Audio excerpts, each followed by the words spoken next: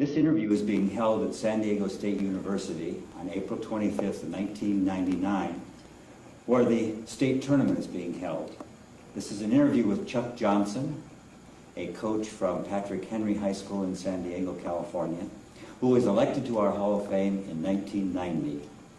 Now, Chuck, I'm going to ask you to sit back, relax, and go back in time, because we'd like to hear where you were born, where you went to school. Well, I was born in Beersford, South Dakota. Country boy, 8 years of country school. I went to Beersford High School, which is a prominent NFL school to this day. I graduated from Beersford High School in 1947. Were you a member of NFL when you were in high school? No, I was very limited in my speech activities. I had music activities, some declamation, as they call it, declam in those days. Yes, remember the term. Another teacher had some debate teams, but I was not involved in that. Then, where did you go to college? Dakota Wesleyan University, Mitchell, South Dakota. Any speech there? I majored in drama and speech, primary emphasis on focus on drama. And I also was involved in a little bit of forensic activity in the debate team, but very little. And when did you start teaching? I started teaching in 1952. Where? At Wagner, South Dakota. Taught there for 4 years, actually 3 years, and had speech activities there and plays and the declamation. A little bit of debate. They had a very small debate conference down there. And then I also continued from there to another town in South Dakota, Crestbard, where I was the director of the declamation as far as speech is concerned, English teacher. Incidentally, the only English teacher in the school, such a small school back there. Yes. And many in the Midwest. I taught there for 4 years, thus being the only English teacher that some of those high school kids had. But I don't think any of them suffered too much. And when did you come to California? I came to California after teaching in Parkston, South Dakota, for 5 years, and came to California in 1964. Came out here, came to summer school in San Diego State in 62 at the invitation of my father-in-law, who lived in San Diego at the time. And I came to San Diego in 62, went to summer school here at San Diego State and said, I am going to teach in California. Now, have you always taught in San Diego? I've always taught in San Diego. I taught in Madison High School, English only, and drama for 1 year, and then I went over to Point Loma High School with English and some drama teaching there. But Patrick Henry was the place where I really landed in 1973. And at that point, I became probably the most thoroughly involved in the speech activities that I had ever been. I'd always been on a somewhat limited basis prior to that. Okay, let's start talking a little bit about competition and your life in the California High School Speech Association. What offices did you hold, have you held in our association? In the state association, I held the office of area chair. I was the league president, which put me on the state council. I was the, what is that group called, the representative of the whole area, league or area? League representative. League representative, yes. I held that office as well. Good, okay. Let's talk a little bit about your students and the successes that you had with students. First of all, in state level. Now I know, at least if you're like I am, I can't remember every year how many students or whatever, but overall, can you remember approximately how many years you had students at the state tournament? And well, I had students at the state tournament all the years that I was at Patrick Henry. And since it would be the first state tournament would have been 1974. And I had students at all state tournaments since then. Mm-hmm. Some of them did better than others. Some of them were finalists, some of them were champions. I had 1 or 2 champions in the state. Do you remember specifically any of those champions, what events? extemporaneous speaking, Russell Korobkin was the extemporaneous speaker champion in 1985, a student congress champion in I'm not sure, 1993 I think it is. Those years kind of go by. Yes, don't they? And certainly you had students go to nationals. You remember how many times to nationals? We went to nationals. I don't remember the specific number of times right off the top of my head in this interview. I didn't count it up, but we were in nationals most of the time I was at Patrick Henry. We went nationals in '74, and then we had a hiatus of about 2 years, and then we went 5 years in a row to nationals, and then there was a gap, and then 2 or 3 more years, that kind of thing. And your students to nationals, primarily what events? I guess I had students in all events before I had left Patrick Henry, before I retired, but the primary event was Student Congress, where we had students finish in first in 1990, or was it 1980? It would be in 80.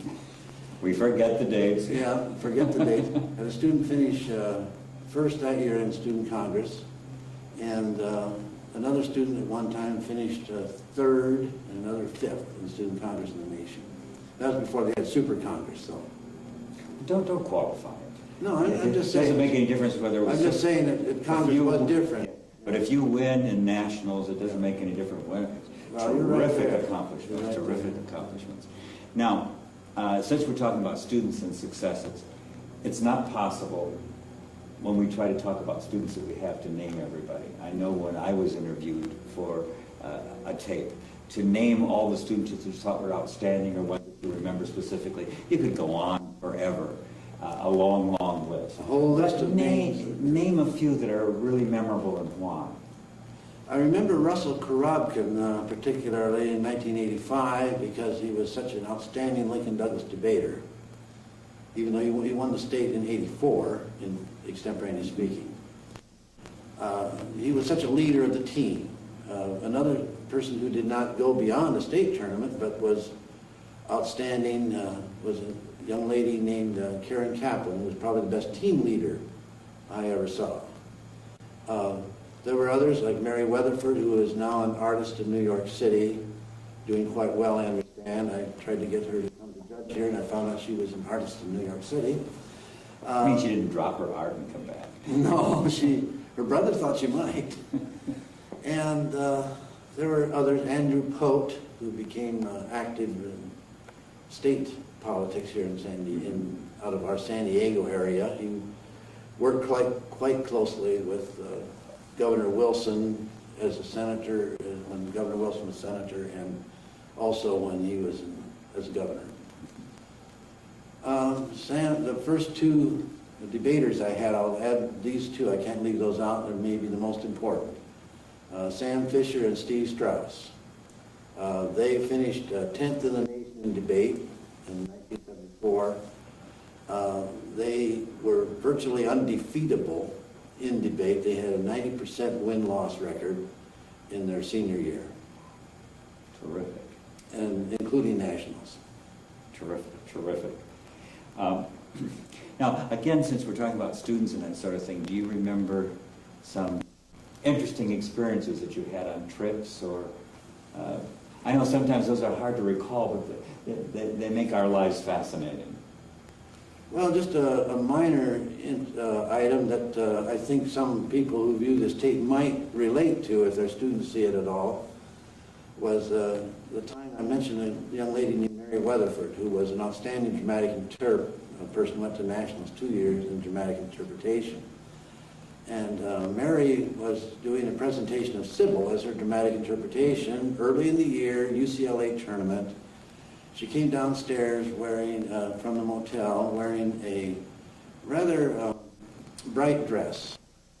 And I just glanced at it and I just said casually, "That's not Sybil."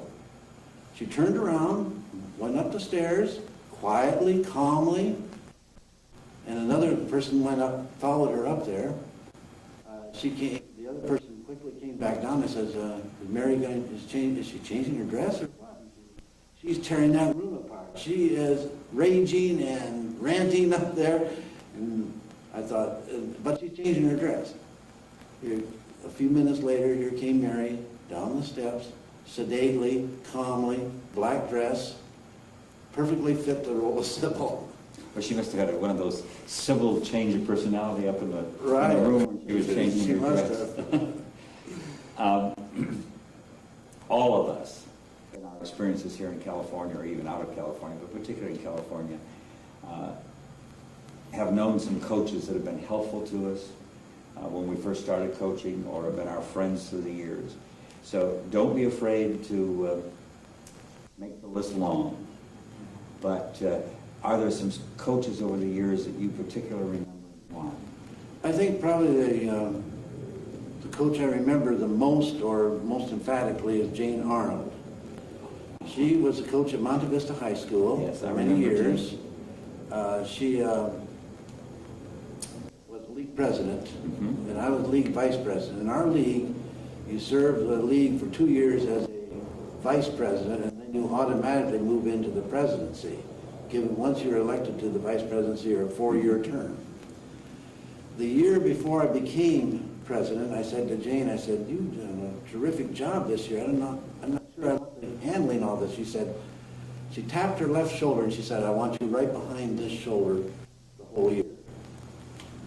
And I was. That's the kind of person Jane was. That's the kind she was, and she was a tremendous influence on the leadership, if any, that I developed, or any of the organizational skills. I remember Jane, when tournament problems would arise, Jane would say to the person who had a complaint or a problem, her first response was very often, "What would you have me do?" An attitude of service that she had toward that person. And that very often solved more problems than most people can. Another is Martha Kennedy, who was just recently elected this year. Yes, this year will be a new Martha member of the Hall of has been Fame. an outstanding leader over the years in the speech area, as we all know.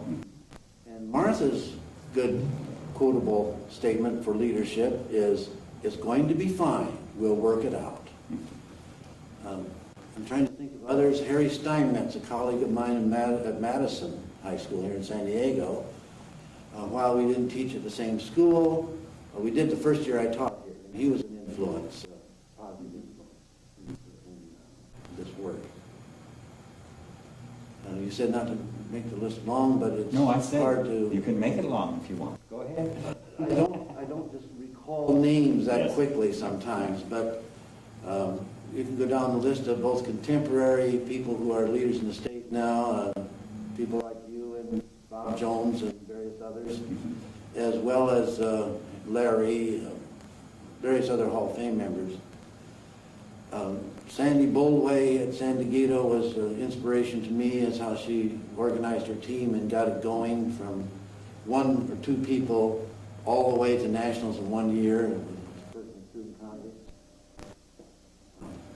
There are too numerous to mention, Right. I'm afraid.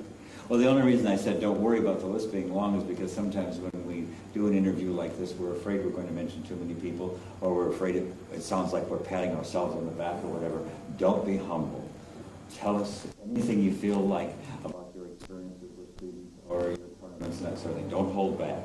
Well, I think as a general rule, though, I do want to say this, that the league officers and members of the San Diego League are some of the finest you could ever come across, and each one contributed something positive in all the time that I was in the league. I never stopped learning from people during that time because of the people who were the leaders in their schools. Now, from the time that we, the two of us, not quite the same year, but began teaching here in California, up now, we've seen some changes. And what seem to be the greatest changes in speech in California over the years that you've coached? Well, I think some of the greatest changes include the addition of tournament events. That's an obvious change. I think the quality of the competition has gotten stronger as the years have gone by. I believe that in debate, the same wars are still being fought over speed, but debate perseveres. I think adding Lincoln-Douglas debate was one of the most significant changes that ever occurred in the state. As far as the students, their conduct, their general demeanor, and their ability to compete, I think that students are students in that respect, and the good ones have always risen to the top and done well. Yes. Now, give yourself a chance to think a little bit on this. What other comments would you like to make in regard to your feeling about speech and what it does for students and that sort of thing? I mean, I think it's important that each of us, and you have it, a philosophy, a feeling towards speech education and the things that we have accomplished or wish we could accomplish and so forth. Well, I think over the years that the thing that I've learned is that I had one basic rule, and this didn't apply so much directly to speech, but it applied to speech tournaments. And some students would have rules and they left home from various schools, and this is what we do for our code of conduct and so on. And I always said to my students, we have one rule on this team, and that is that we dress well, we speak well, and we conduct ourselves well in a way that will not be in any way distracting or demeaning or embarrassing to our parents, myself, or the school. And that's the one rule we followed throughout the years. I believe that this kind of philosophy applies into the speech itself, into speech education itself, in that the students learn poise, confidence, and all these things that we all know about. But they also learn to develop an appreciation, a critical thinking skill that can be learned no other place. I believe that high school students who participate in speech stand out as leaders in every respect. By the time that they have graduated, most of them have done well enough, if they participated sincerely, that they stand out as the leaders in the campus.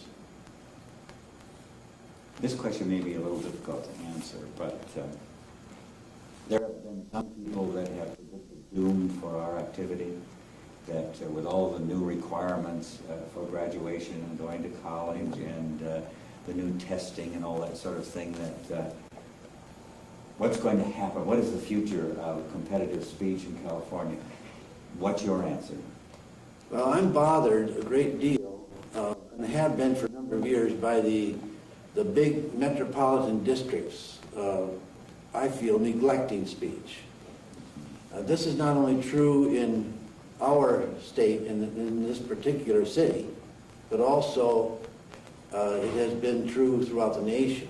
The big metropolitan districts tend to give it short shrift, so to speak.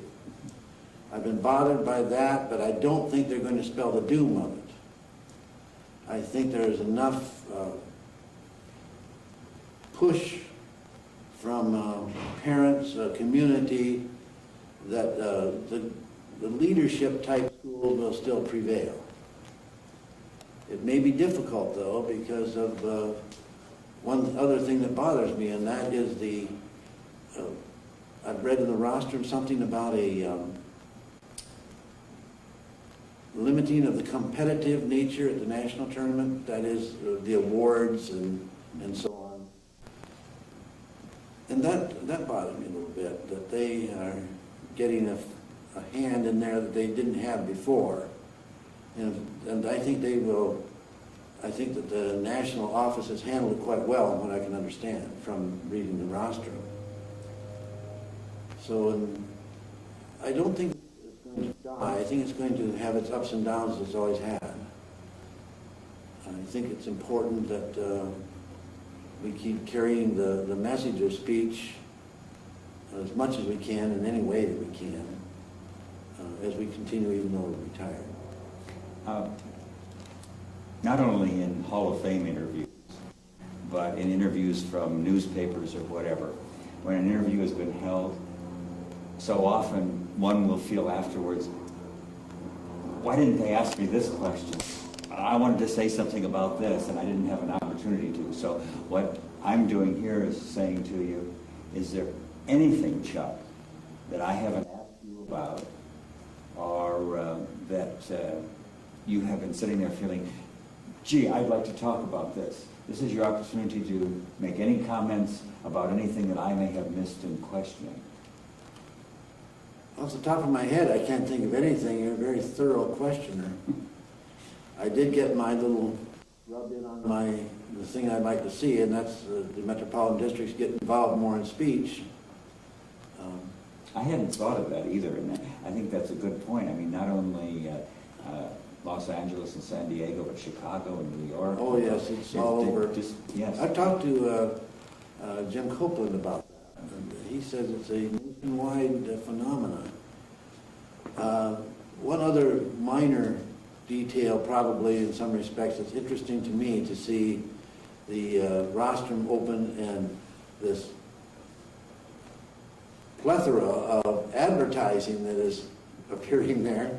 I would like to see more and more of the local leagues and districts get their own local institutes going and adopted and moving, and I think that that would be a better way to deal with some of the problems of speech.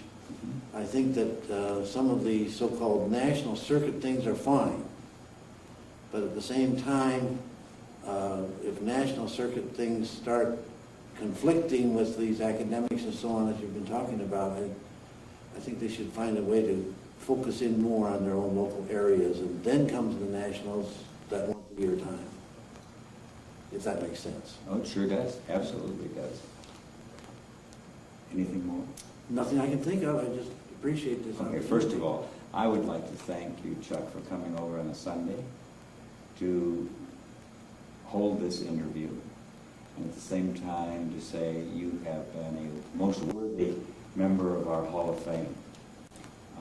Not only in your accomplishments for students going to state and to nationals, but because in the way you conducted yourself as a coach, because you know that there are individuals that get highly emotional about everything that happens, and I never saw that happen in you. And the way that you've always been ready at state tournaments and wherever to help out whenever you can. So I know this is late to be saying it, but in public I want to say congratulations for being a member of our Hall of Fame, and again, thank you for coming today. Well, thank you for having me come, and it's been really kind of a good feeling to be here. Good.